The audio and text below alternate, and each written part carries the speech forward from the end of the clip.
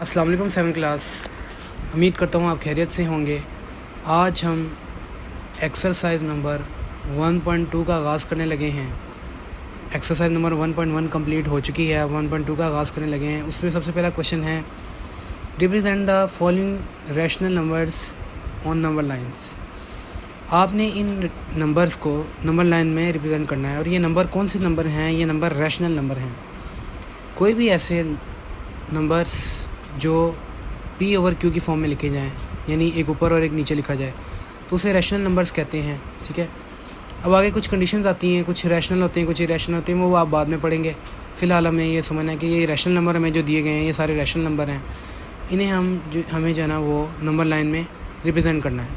हमारा जो क्वेश्चन है वो हमें ये है कि इसको नंबर लाइन पे रिप्रेजेंट करना है।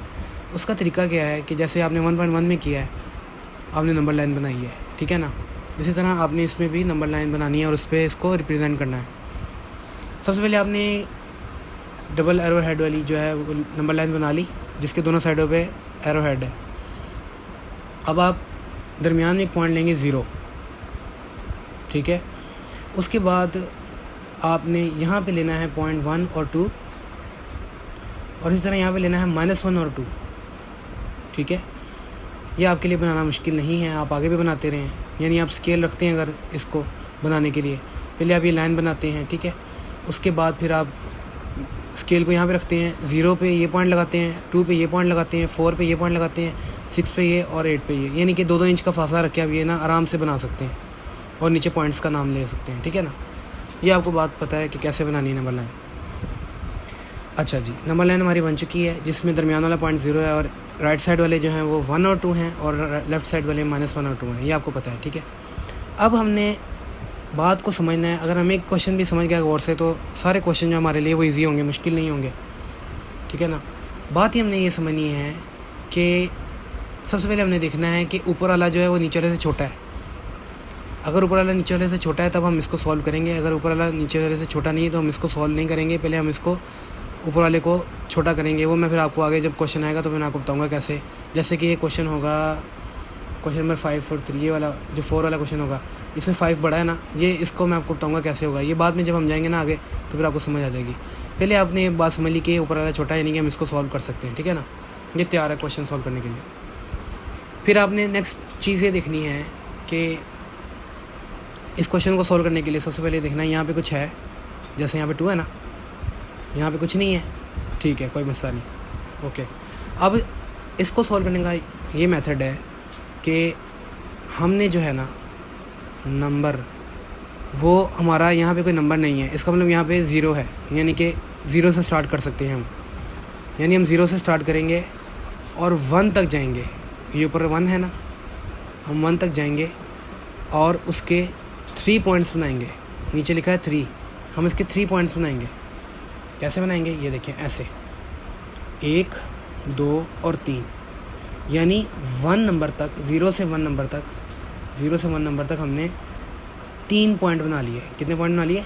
3 पॉइंट, 1, 2 और 3। पहला ये होता है, 2 बनाने होते हैं, तीसरा ऑटोमेटिकली बना हुआ है 1 जो है, ठीक है ना। 0 से 1 तक कितने पॉइंट है? 1, 2 और ये तीसरा 3। अब हमने रिप्रेजेंट करना है 1/3 को, तो हम जो है वो पॉइंट 1 पे लिख देंगे 1/3, यानी कि अगर 3 हिस्से किए जाएँ, 0 से 3 हिस्से किए जाएँ, 1, 2 और 3, तो उसका जो है पहला 3 में से 1, यानी तीसरे में तीनों में से पहला 3 में से 1, जैसे 3 में से 1 नंबर आते हैं ना, कि 3 में से 1 नंबर आए हैं, इसी तरह इन 3 पॉइंटों में से पहला पॉइंट, 3 पॉइंट में से पहला पॉइंट बनाने का तरीका क्या है मैंने आपको बताया। पहले आपने यहाँ पे चेक करना है, यानी यहाँ पे कोई हिंसा तो नहीं है, तो यानी 0 से स्टार्ट हो सकता है ये, ठीक है।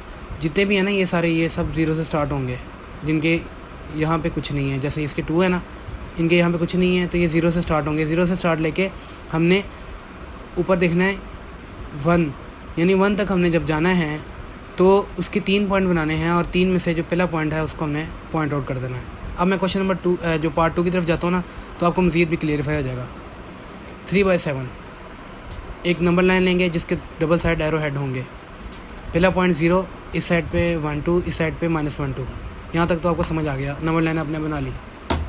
अब नेक्स्ट क्या होगा ज़ीरो से हम स्टार्ट करेंगे और 7 पॉइंट्स बनाएंगे। कितने पॉइंट्स बनाएंगे? 7 पॉइंट्स बनाएंगे हम 6। कैसे? 1 2 3 4 5 और 6 और 7वां ये वाला होगा, ठीक है ना। यानी 0 से 1 7 पॉइंट है, ठीक है, जैसे कि ये लिखा हुआ है 7 पॉइंट।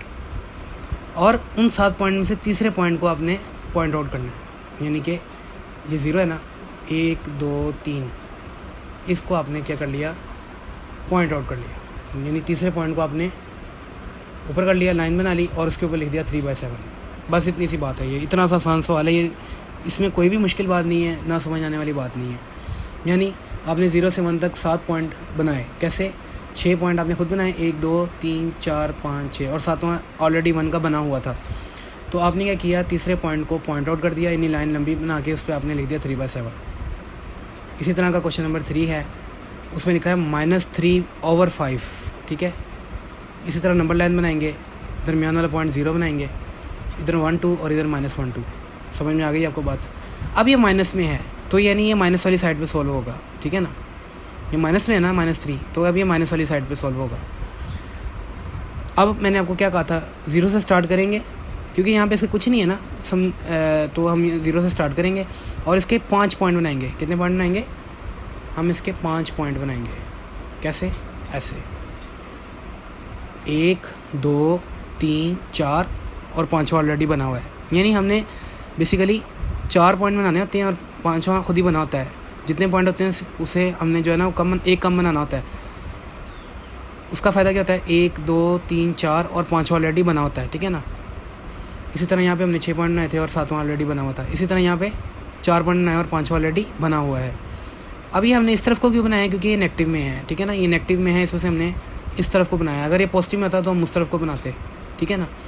अब इसमें देखेंगे वो कह रहा है कि इन 5 पॉइंटों में तीसरा नंबर, तो हम देखेंगे 0 से 1 2 3, इसको हम लाइन को अप कर देंगे और यहाँ पे लिख देंगे -3/5।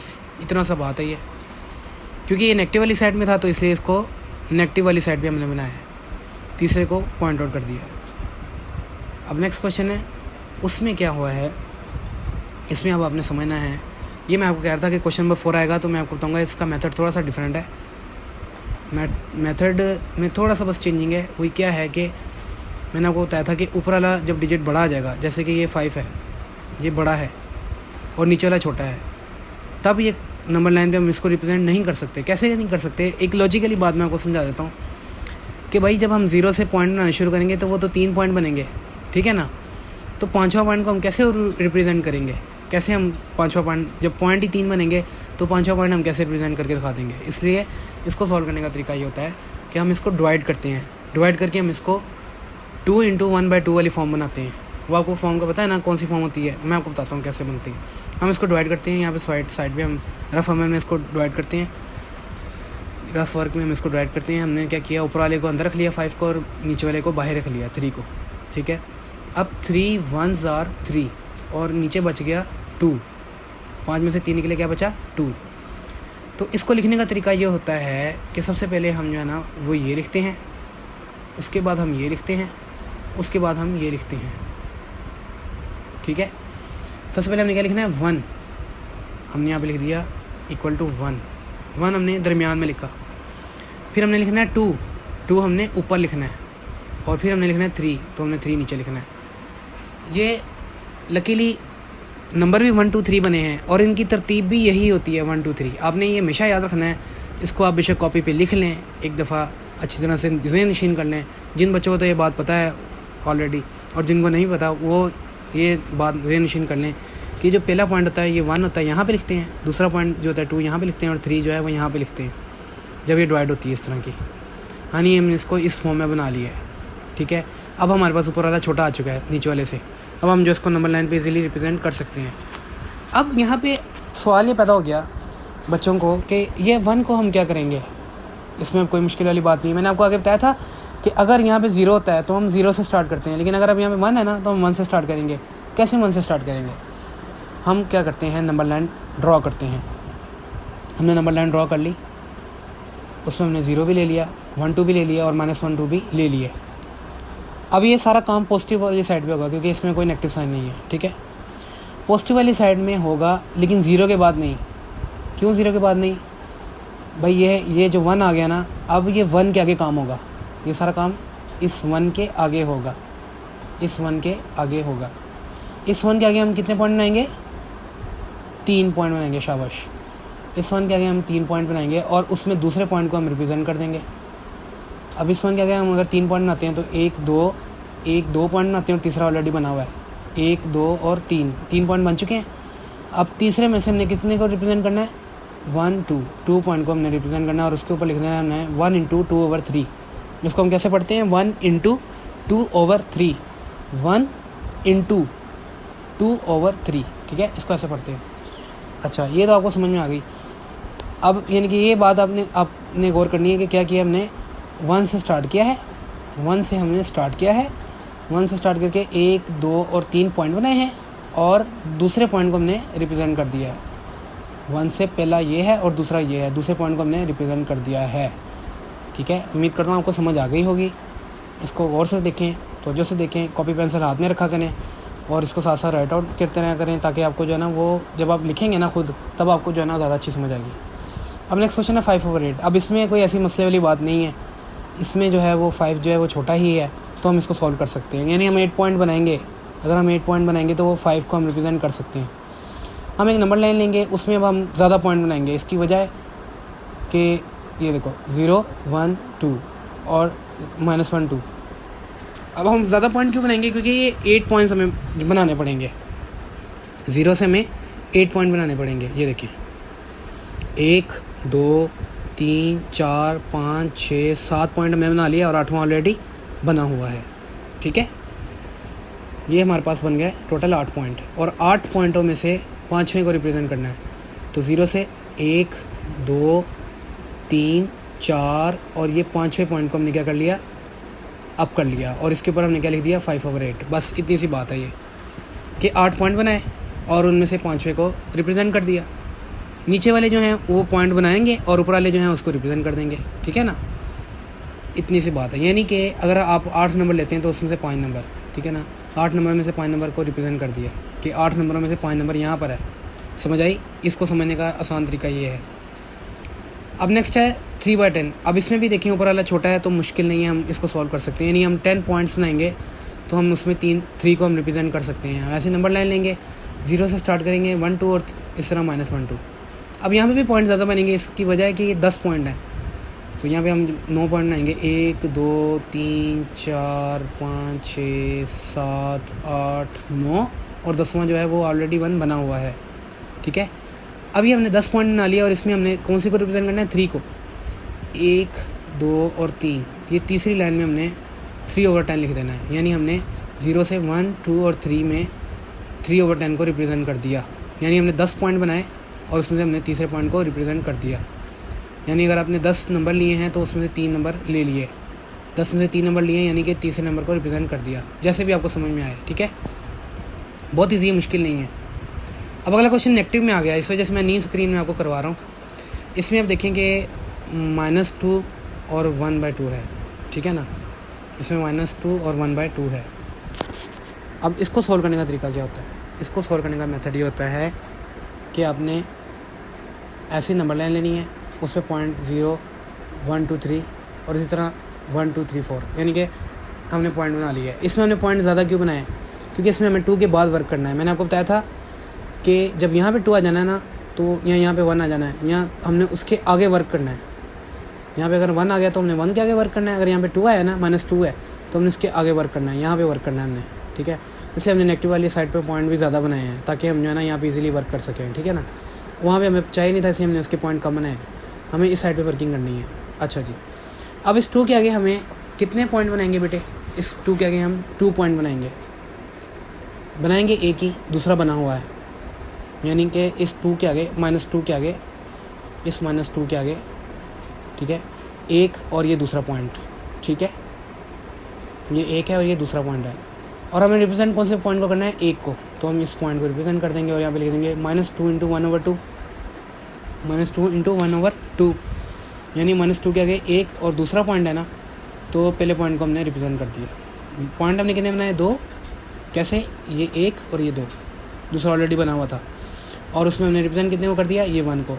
तो ये 1 को हमने रिप्रेजेंट कर दिया पहले पॉइंट को, 0 से 1 यानी कि 2 से 1, इस 2 के आगे इस 1 को रिप्रेजेंट कर दिया। ठीक है, समझ आ गई ना, मुश्किल बात नहीं है। इसको ज़रा अब एक क्वेश्चन और कर देना, फिर आपको और अच्छा समझ आएगा। वो भी इसी तरह का ही है, उसमें भी ऐसे नंबर लाइन लेंगे, सेम इस तरह पॉइंट बनाएंगे, 0 के आगे 1 2 3 और नेगेटिव 1 2 3 4। ठीक है ना, इसमें भी वर्किंग 2 के आगे होगी, -2 के आगे। ठीक है ना, जो यहाँ पर है ना बेटा, जो यहाँ पर है उसके आगे वर्किंग होनी है, उसके आगे वर्किंग होनी है। ठीक है, इस बात को आपने समझना है बेसिकली कि जो यहाँ पर है ना उसके आगे वर्किंग होनी है। अच्छा जी, अब हम क्या करते हैं, इस 2 के आगे वर्किंग करते हैं। उस 2 के आगे वर्किंग करने के लिए हम क्या करते हैं, 4 पॉइंट बनाते हैं। कितने पॉइंट बनाते हैं, 4, और उसमें तीसरे को रिप्रेजेंट करते हैं। 4 पॉइंट कैसे बनेंगे, हम 3 पॉइंट बनाएंगे, 1 2 3 और चौथा बना होगा ऑलरेडी। -2 के आगे हमने 1 2 3 और 4 पॉइंट बन गए।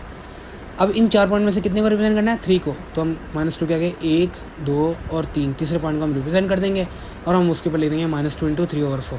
बस इतनी सी बात है ये। जैसे ये हुआ था इसी तरह ये है। इसमें क्या हुआ था कि 2 पॉइंट बने थे, इसमें क्या हुआ था 4 पॉइंट बने, और 4 पॉइंट में से तीसरे को हमने रिप्रेजेंट कर दिया है। सारी बात वही है, बस थोड़ी सी समझने की बात है, मुश्किल बात नहीं है।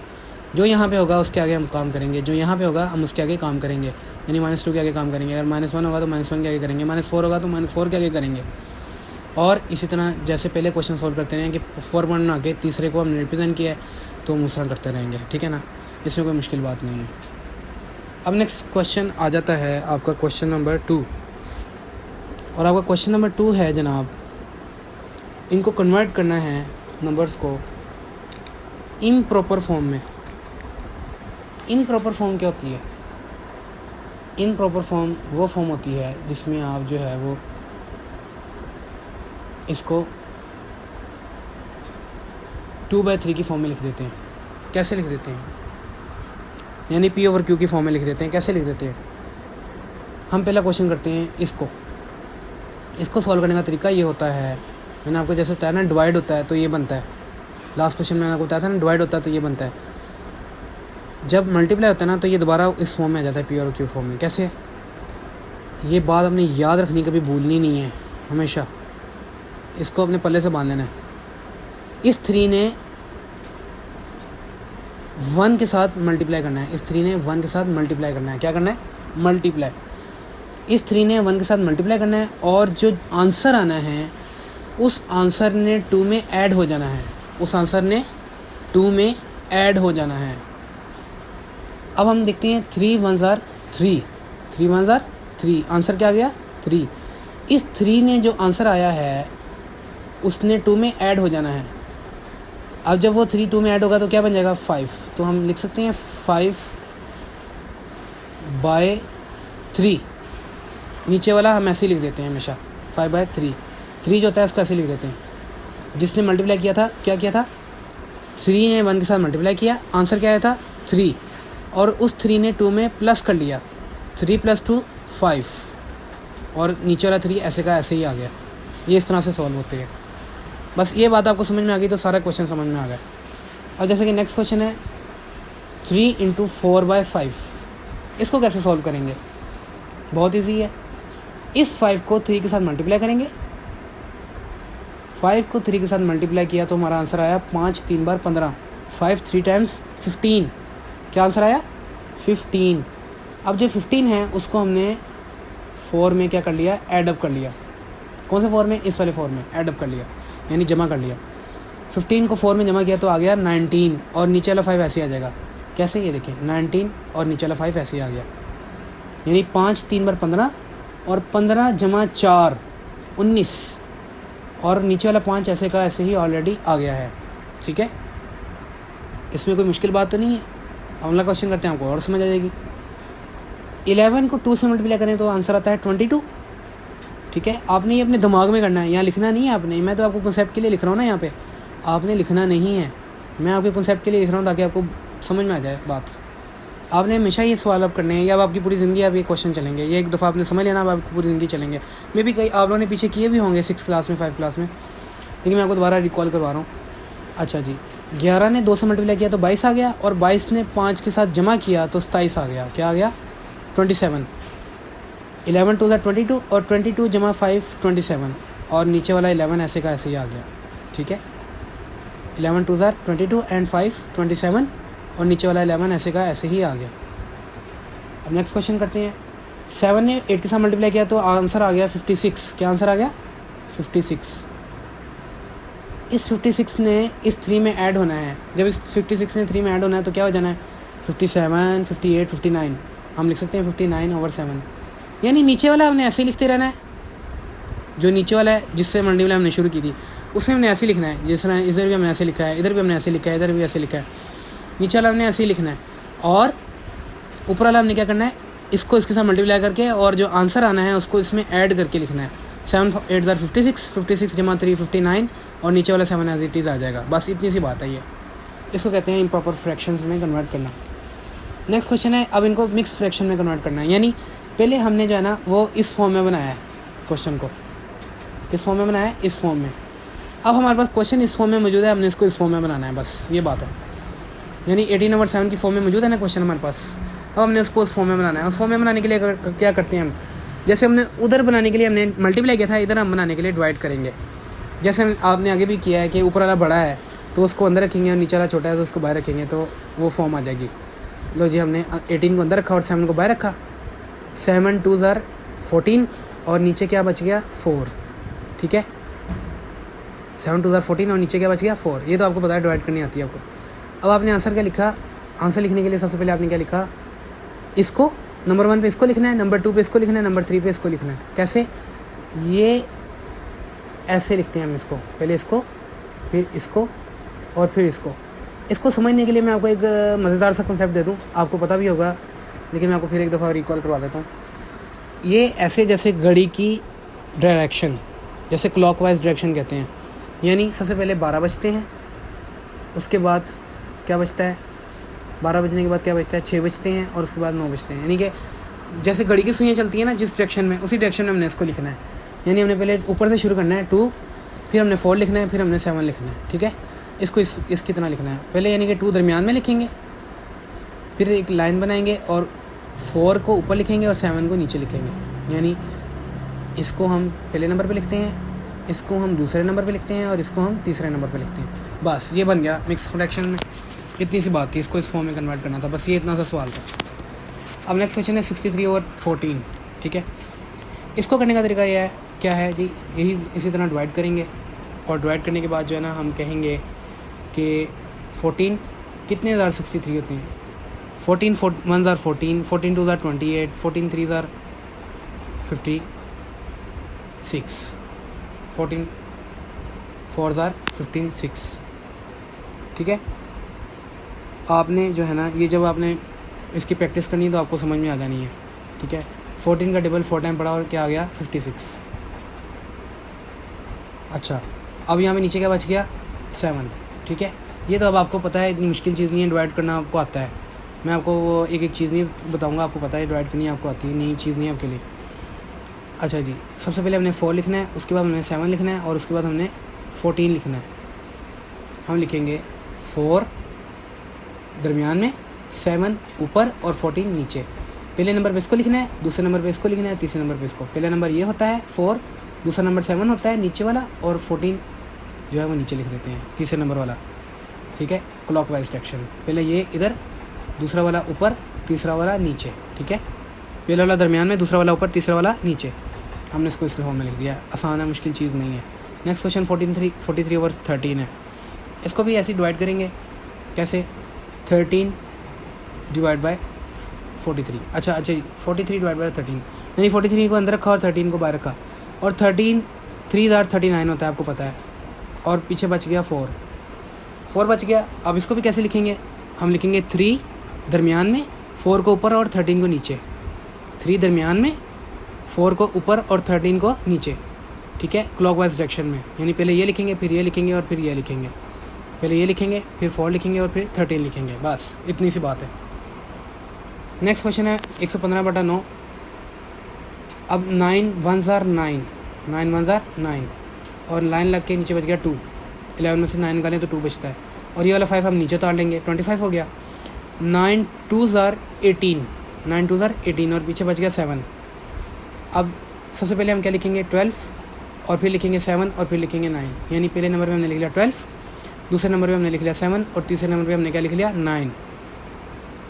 पहले नंबर पे हमने ये वाला लिखना है 12 और दूसरे नंबर पे हमने 7 वाला लिखना है यहाँ पर, और नीचे वाला हमने 9 जो यहाँ पे लिख देना। ठीक है, आपने एक बात और भी ज़हन नशीन रखनी है जो मैं आपको कंसेप्ट दे दूँ। ये नीचे वाले अमूमन जो डिनोमिनेटर होते हैं वो सेम रहते हैं, इससे आपको आइडिया हो जाएगा। ये 14 देखो सेम है ना, 7 जो है ना वो सेम है ना, 13 जो है वो सेम है ना, इससे आपको आइडिया हो जाएगा कि ये जो है ना वो यानी कि जो है ना ये जो हमेशा जो है नीचे आना है। ठीक है ना, बाकी अब आपको समझ आ जाएगी। क्लॉकवाइज डायरेक्शन में मैंने आपको बताया था, सबसे पहले इसको लिखेंगे, फिर इसको लिखेंगे और फिर इसके बाद इसको लिखेंगे। 12 को दरमियान में लिखेंगे, 7 को ऊपर लिखेंगे और 9 को नीचे लिखेंगे। ऐसे ही क्वेश्चन सॉल्व हो जाता है, इसमें कोई मुश्किल चीज़ तो नहीं है। उम्मीद करता हूँ कि आपको समझ में आ गई होगी। अब क्वेश्चन नंबर 3 जो है वो हम नेक्स्ट वीडियो में करेंगे।